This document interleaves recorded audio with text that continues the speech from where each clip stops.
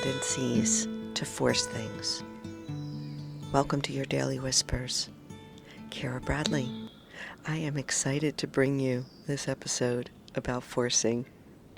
I think it's fun. I think it's really, really fun when we get to the point where we start to look at ourselves and become really, really curious about our tendencies.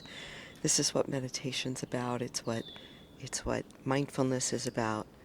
And so I bring you this week about stopping certain tendencies just to see what's left when you're not doing what you're conditioned to do, when you go beyond your habitual tendencies. And today it's about forcing.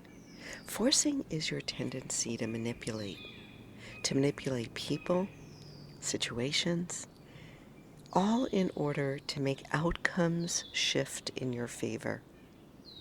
Do you force people and situations to make outcomes shift in your favor?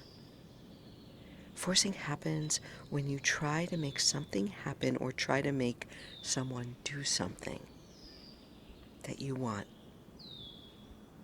It's also when you force yourself to do things.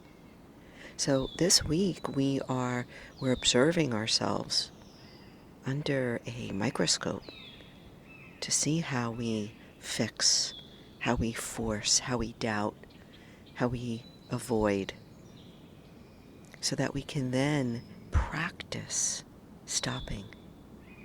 And I say practice stopping because these habitual patterns of ours, they're deeply rooted.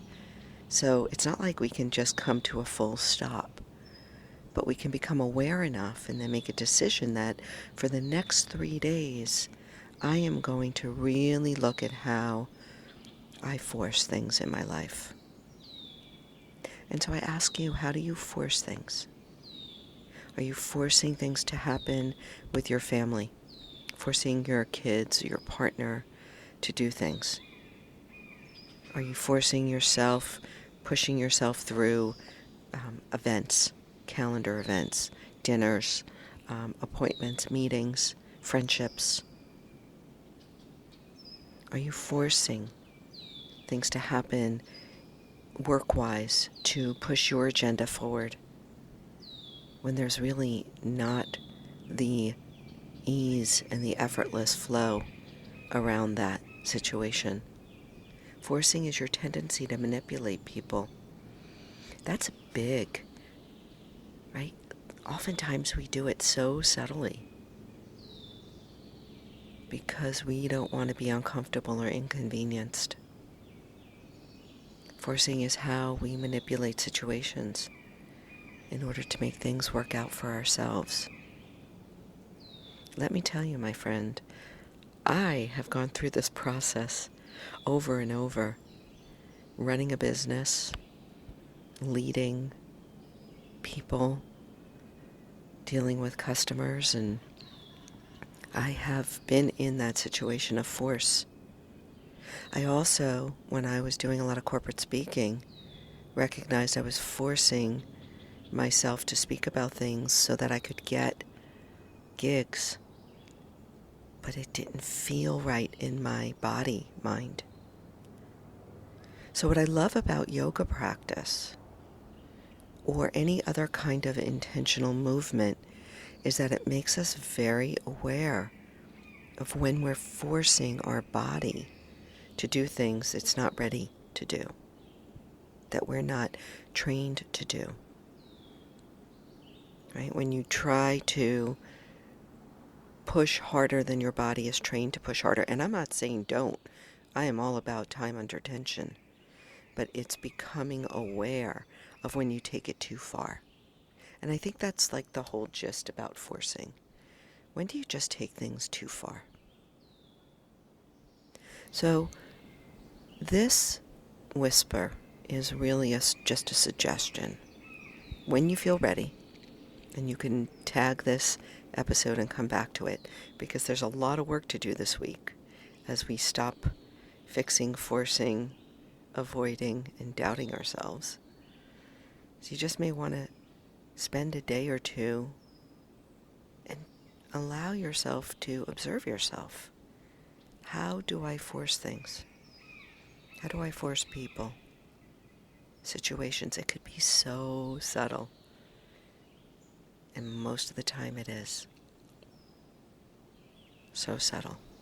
This is great investigation, my friend, and I want to say something that hopefully I can say it in a kind and patient way, is that we are so damn busy out there. We are speeding through our lives. We put our busyness at the top of the list, and we don't prioritize this important, deep investigation that can only really be done in that room of our own, in the solitude, the quiet time, to make the decisions to investigate ourselves, to practice. So for today, I simply leave you with the inquiry: how do I force people and situations in my life? And then, can I spend a few days with that in mind? Right, so that is top of the list. Yesterday it was fixing, today it's just forcing. Can I spend 3 days really looking at all the ways that I may try to force people and situations to do something that will favor me, make me feel more comfortable and less inconvenienced or more successful? That's all I have. These are fun. It's not easy. You may roll your eyes and you may come back to it in a year, and that's okay. Thank you for being here. I adore this platform. I adore coming to you every day, and I so thank you for sharing this podcast if this has been helpful for you.